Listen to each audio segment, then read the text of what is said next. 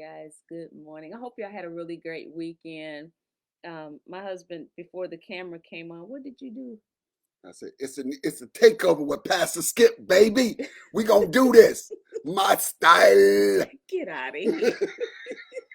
Like we go talk. That's what we gonna do. Talk about some takeover. Anyway, good morning, everybody. This Good is morning. Fresh Baked Manna live with Skip and Melva Henderson, and we are so honored to be able to be with you. Our desire is to develop your life and your faith every single day, to give you something that will help you grow, give you something to live off of. So many people show up in the world and there's no substance to them. What we desire to do is to add substance to your life, give your life, like the Jews say, some huspa, give you something to live by. Okay. Okay. Give you something to live by. We want you to have a strong life so that Yeah. wherever you go, whatever you do, you know that God is with you and people know that God is on the inside of you, living large and living strong. Good morning. Well, today we're going to be Hey, talking wait. about J- who, what, Nothing. what? I'm sorry. You saw somebody? Nope, I didn't see nobody. All right. Hey, Todd. Good morning, son. No, I didn't see nobody. Hey, Todd. Good morning. All right. Well, this morning we're talking about relationships. And, we talked about marriage, I think, once before. But now we're going to talk about relationships, and we're going to talk about relationships in a different kind of way. We're going to do it in an organic way. We don't have any notes. We don't have anything. I was telling Skip, I said, I think it's important for us to talk about how people come together. I was thinking about the fact that when a lot of times when you enter into a relationship with somebody, they're one way, but then over time they begin to change, and that's because people age, they see things different, things happen in your life, things happen in the relationship that alter how you engage with one another. But one specific thing happens sometimes, and I'll speak from the female perspective. You come into a relationship with somebody and he is, I say, whatever you like, he gives you whatever you want. When you first start dating, what do you want? Well, where do you want to go eat? Wherever you want to go eat. Well, what do you want to do? Whatever you want to do. It's like whatever you like, he does that. And so you love it that there's somebody catering to you, giving you everything that you want. But then, if you get married or as the relationship progresses and you want that individual to make a decision, well, you've created a culture of whatever you like, whatever you want. And now you have an expectation that that person is going to be making decisions. Well, you created this culture where, where you were the one that was making decisions and you thought it was cool in the beginning, but now it's not. Didn't that happen to us? I'm gonna go with Yes, no. it did. Okay.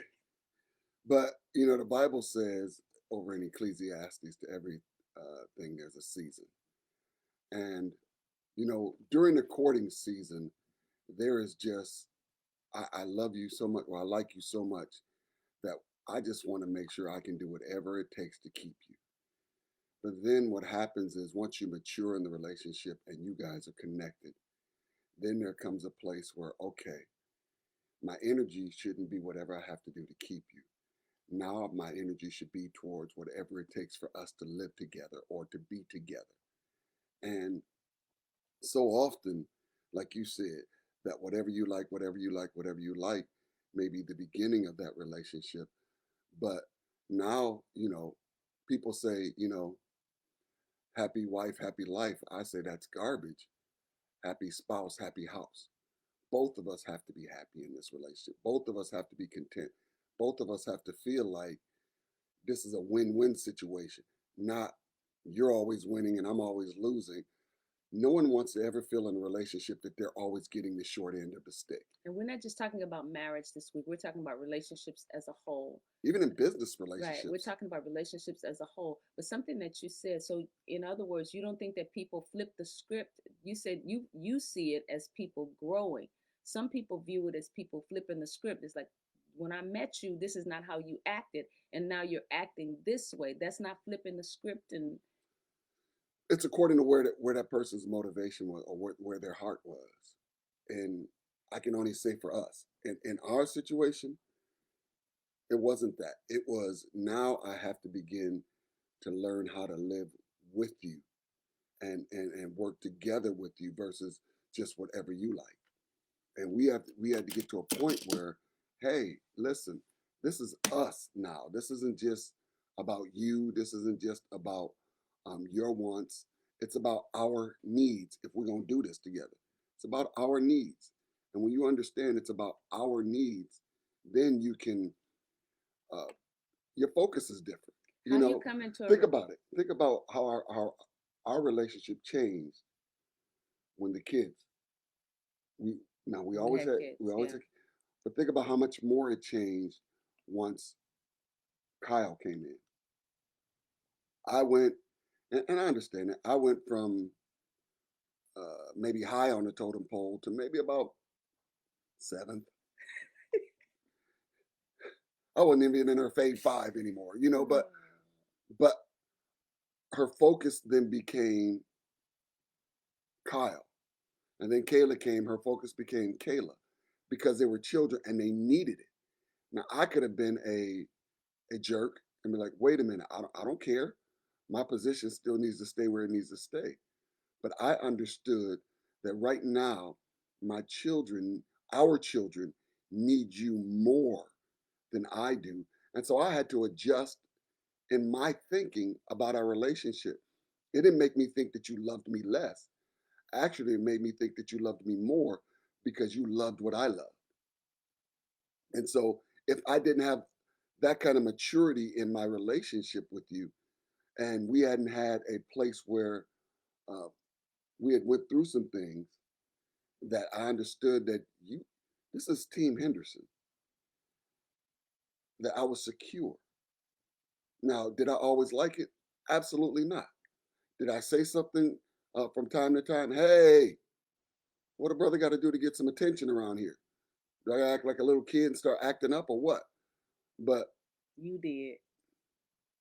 oh, so that's what we're doing. We're just Yeah, putting me out you there like did. that. You did. But it's, I mean, it's important for people to see truth. You know, you did. But, you know, it was a learning curve. And although this is, we're not talking about kids and all of that, but it's a learning curve. And so the point is that every phase of the relationship, it's important to realize that relationships go through phases. And as you're growing in these relationships, you will hit these places where you've got to make some adjustments because the relationship is growing. And every circumstance that you live through then becomes a building block for that relationship. Some people don't make it through the various transitions of a relationship. And Right. I'm talking about dating relationships, marriage relationships, friendship relationships.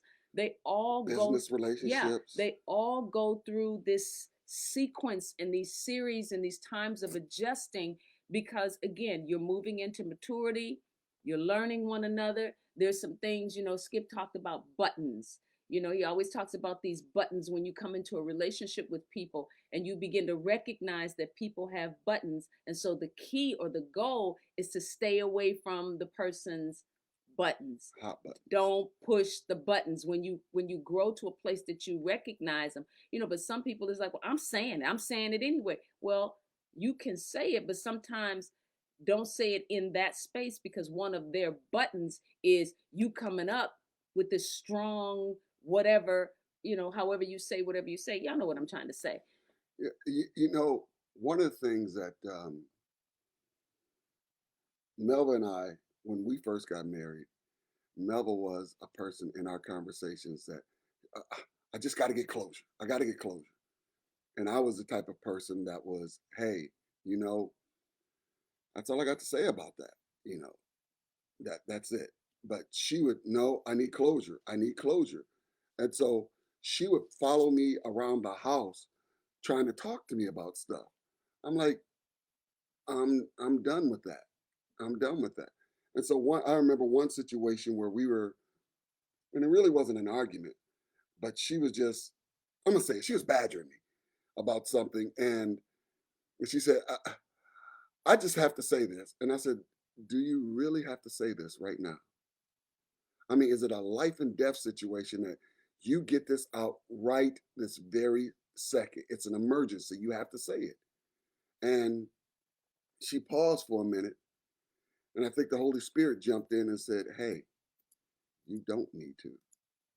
Uh, and that began to change how she dealt with me because the Holy Spirit jumped in there.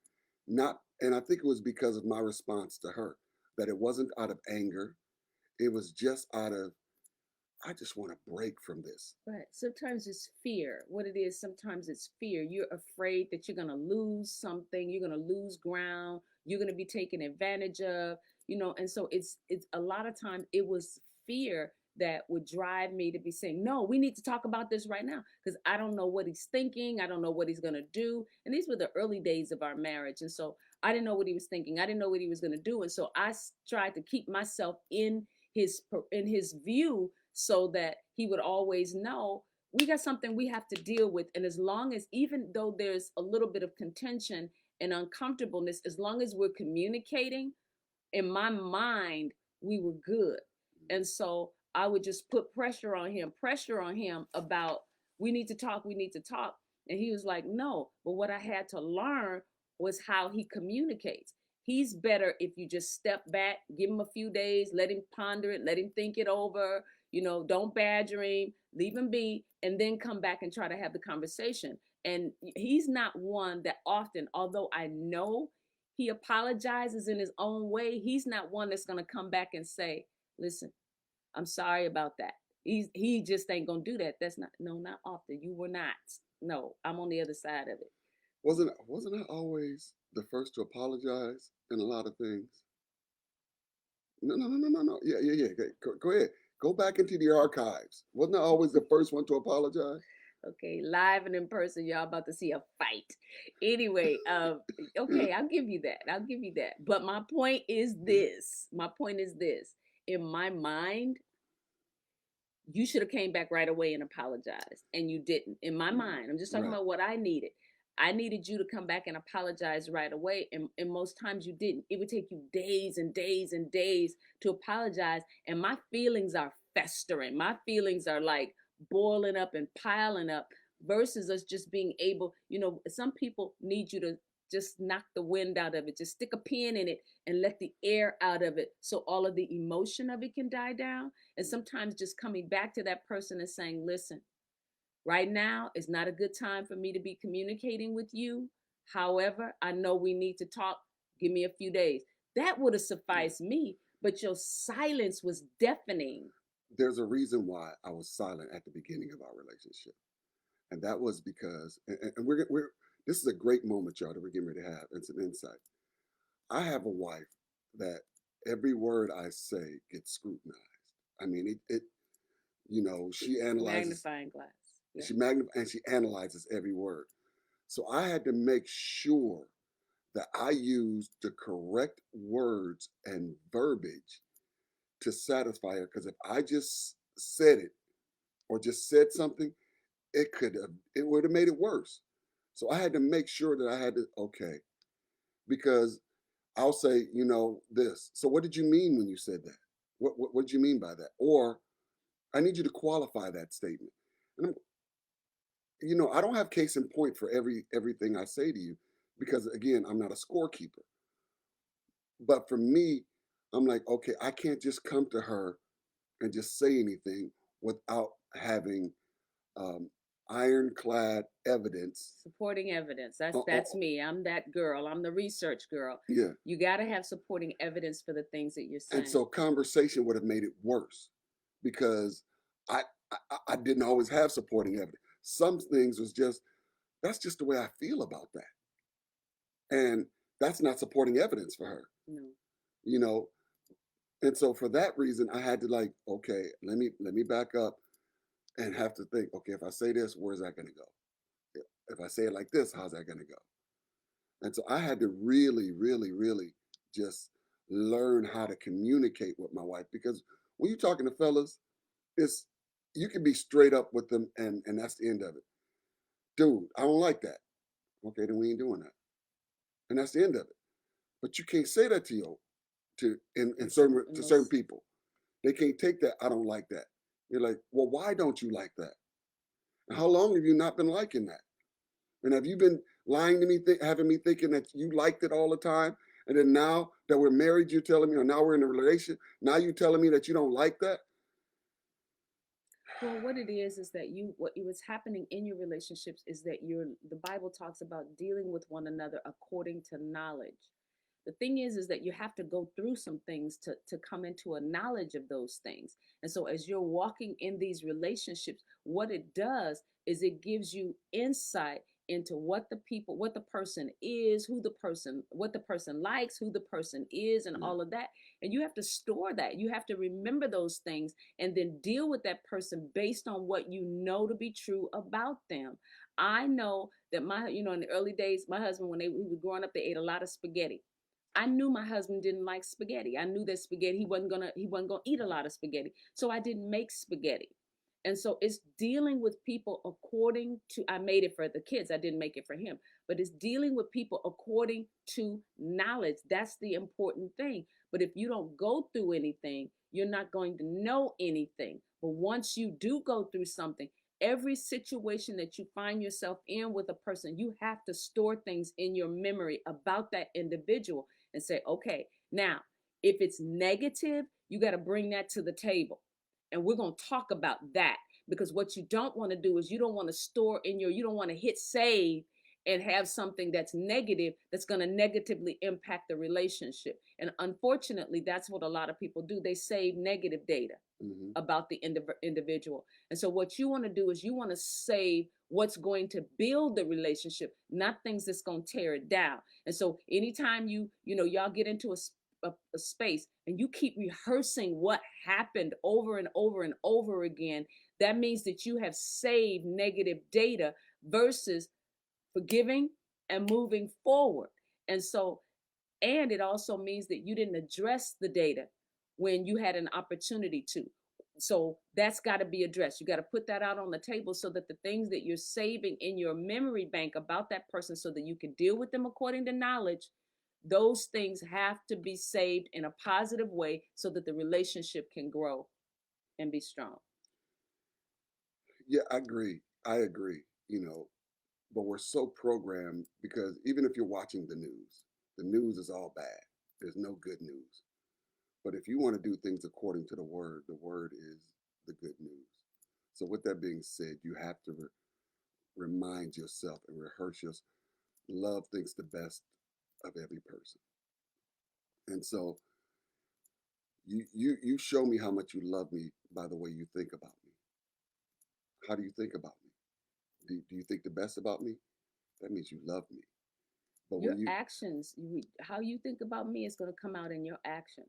If yeah, you throw in my plate, when I would get mad at Skip, one of the things that he would do is sometimes he wouldn't help me with the groceries. I knew then, it's like, okay, he ain't coming out. He know I got groceries out here. He ain't coming out. He ticked off. So he wouldn't come and help me bring the groceries in the house, and I would have to call the kids and be like, y'all come and help me get the groceries or whatever. And for him, what I would do is I wouldn't wash his clothes. I would just leave his clothes piled up. It's like, okay, you gonna act up. Your drawers gonna be dirty for the rest of the week. Okay, anyway, so you ain't gonna have no clean clothes. And so both of us were doing things to one another in an attempt to good thing just I wasn't petty. right. Good Because thing you. otherwise I'd wear them twice just to piss you off. Anyway, and so it's just really important for you all to understand that there are things that are going to happen in the relationship, and everything that happens in the relationship, they're supposed to build it.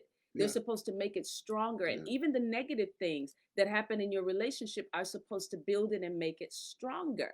And so you'll find it's like, okay, I know he don't like that. Let me move that out of the way. Let me not do that, because this is going to continue to eat away at the foundation of this relationship. Yeah, no doubt. And some of us just have to control ourselves. You Yeah, just got to get a grip on yourself. You talking about them, the word says, stop trying to get that speck out of your brother's eye when you got a tree stump in your own eye.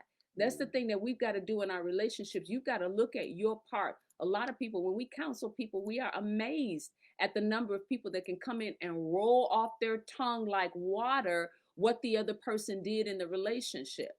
But they can't, and it's okay. And I always ask, so what did you do?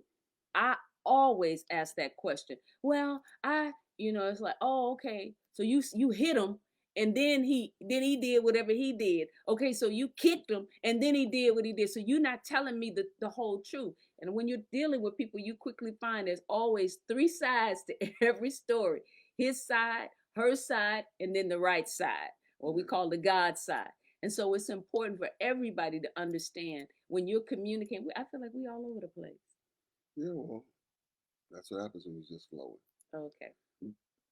But even in that, it's so important. One of the things I had to learn in our relationship is to focus when you're talking to me, because my wife would pick the most, as far as I was concerned, inopportune times to come and talk. Fourth quarter of the basketball game, you know, 3 minutes left to go, and the score is, uh, 190 to 192, and she wants to have a deep conversation. Oh, so this can't wait, 3 minutes. No, we need to have this now. And at first, it would take me there. But what I've learned to do is I had to learn that you're more important than any basketball game. So I would just turn it off. But then what did I do though? I stopped interrupting, didn't I? Yeah, but it was a gesture that I made to say, I'm turning it off Right. and I'm focusing in on you. Right. That That made made me it, stop doing what I was doing. Absolutely. yeah, See, understanding is important. I mean to yeah, cut you off, yeah, but understanding is important. Had he said to me, Melva, I'm not a sports person. I don't know nothing about the fourth quarter, so I don't know. And sometimes we assume that the other person, you knew I was watching the game. Yeah, but I don't know. I don't know how intense this stuff is. I don't know. And so he had to break things down for me to give me context. If you give me understanding of the why, I got to know the why. That's me. I'm the research person. Why? Why are we doing this? What's the basis of this? And and sometimes he wouldn't give me that. And because he wouldn't give me that, then he would just leave me with my thoughts. And he came to the conclusion, God told him, if you leave her with your thoughts, it's never going to turn out sweet for you. And it rarely did. It just wasn't, it didn't turn out sweet for you. right. It didn't. And that's why I've always made sure, well, no, once I matured and understood when God said that to me, I never leave Melva with her own thoughts. Always leave her with my thoughts. Just like the Bible says, I know the thoughts that I have towards you, says the Lord. And then he begins to tell you his thoughts. And so that's what I make sure now that I leave. Uh, I try to leave every relationship with. And some people say, you just blunt. Well, you know where I am. There's no confusion on how I feel about that, what I'm thinking about that. You're probably used to people who try to throw, around the bend hints. Even when in gifts with me and Melvin, what do you want? Tell me what you want. You know, because Right, because he would buy me stuff and it, I didn't like it, just point blank. He would buy me stuff because to me, when you buy somebody something and you haven't really looked at what that person wants and you just buy something just to be buying it, I don't want that. yeah, I'm like, make me see that you have been paying attention to me. If you're yeah. gonna buy me a gift, let me see. And I'm talking to him. Let me see that you really know me. To come in the house with a weenie roaster, I don't want no weenie roaster. That's But not that's good for us. no right. See, you buying a gift for us versus buying a gift for me. That's different. You're not supposed to buy a gift for a weenie roaster. You don't buy a weenie No, no, roaster. no. Let me put this in context. I never bought her one. Don't get that twisted. But what I had to learn to do is pay attention to her, research her. And so there'd be times where Melva would be in the bathroom doing makeup, and I would just sit down and watch her. I'd watch her. Like, why are you watching me? I'm just watching. I just want to see what you're doing. And so what it made me understand, okay, well, this is the kind of makeup she buys. This is what she wears. This is what she doesn't wear. This is the perfume she wears. Perfume she does. But it was just a matter of me researching and investigating and paying attention to her to know this is what she likes. This is what she doesn't like. You have to pay attention to one another, and versus just letting the wind blow by you every single day. You have to pay attention to one another, and this is for every relationship that you're in as much as you can. Relationships with your kids, relationships with your friends. You got to pay attention to one another. Now, there's boundaries that you have to put in those relationships, especially for those that are married and you have children and whatnot. But it's just important to understand what those in the relationships that you are in needs. And know this, that just because you tell me that you have a need, it doesn't mean that tomorrow I'm going to operate like I'm conscious of that need.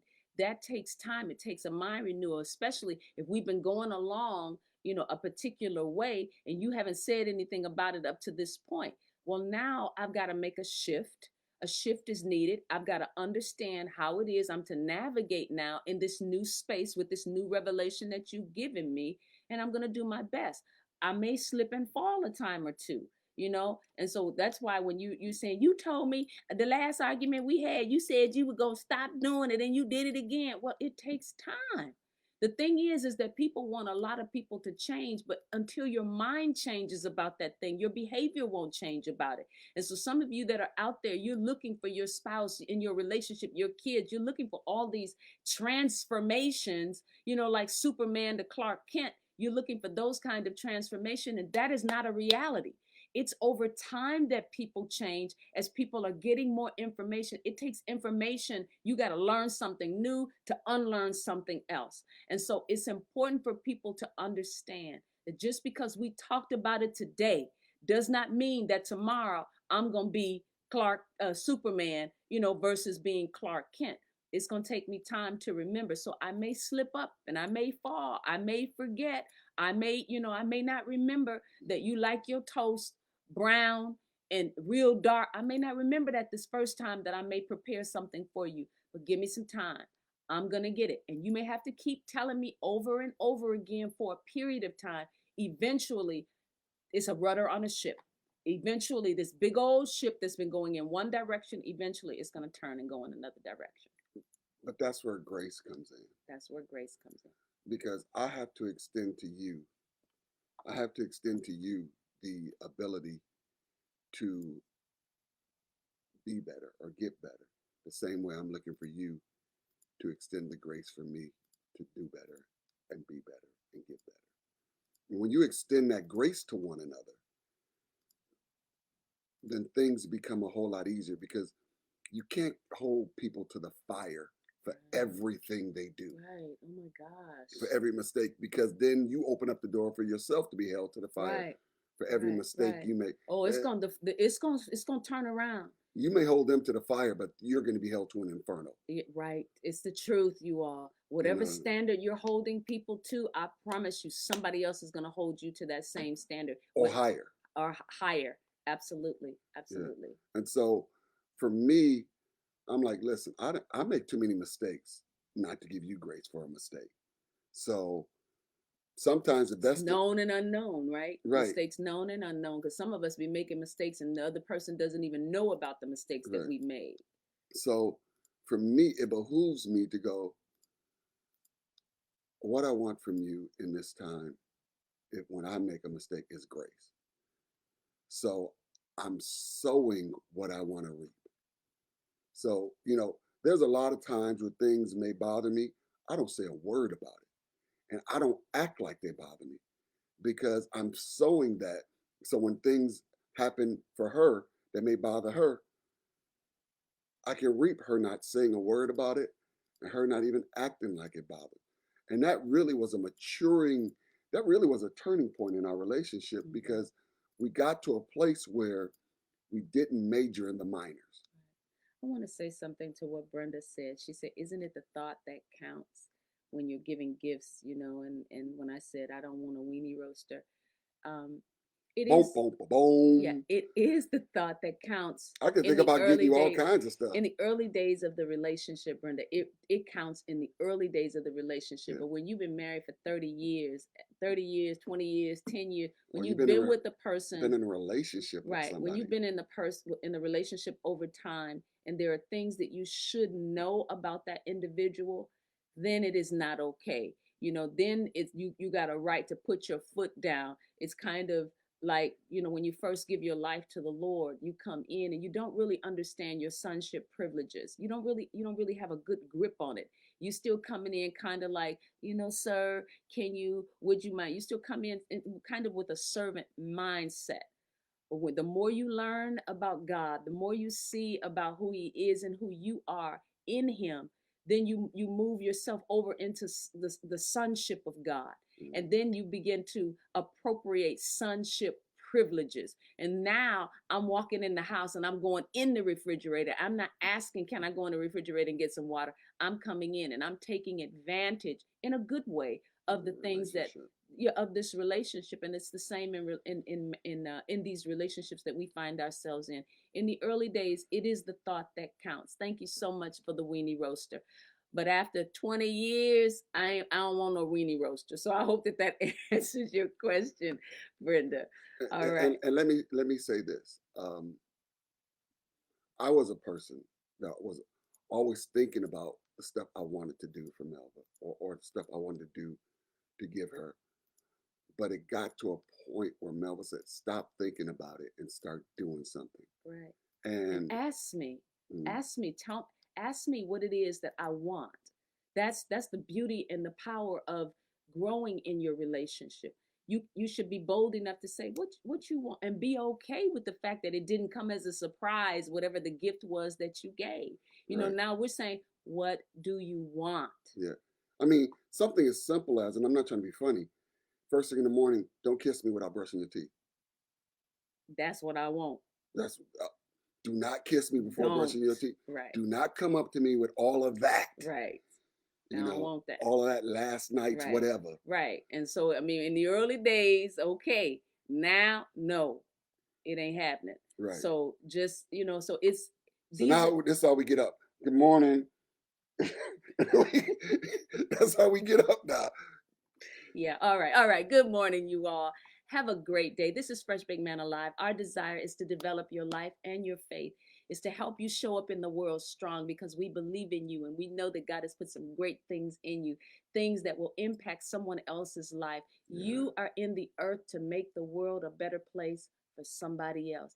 God's got you. He wants you to have somebody else. God bless you. Love you. We will talk to you tomorrow. Bye-bye. Bye.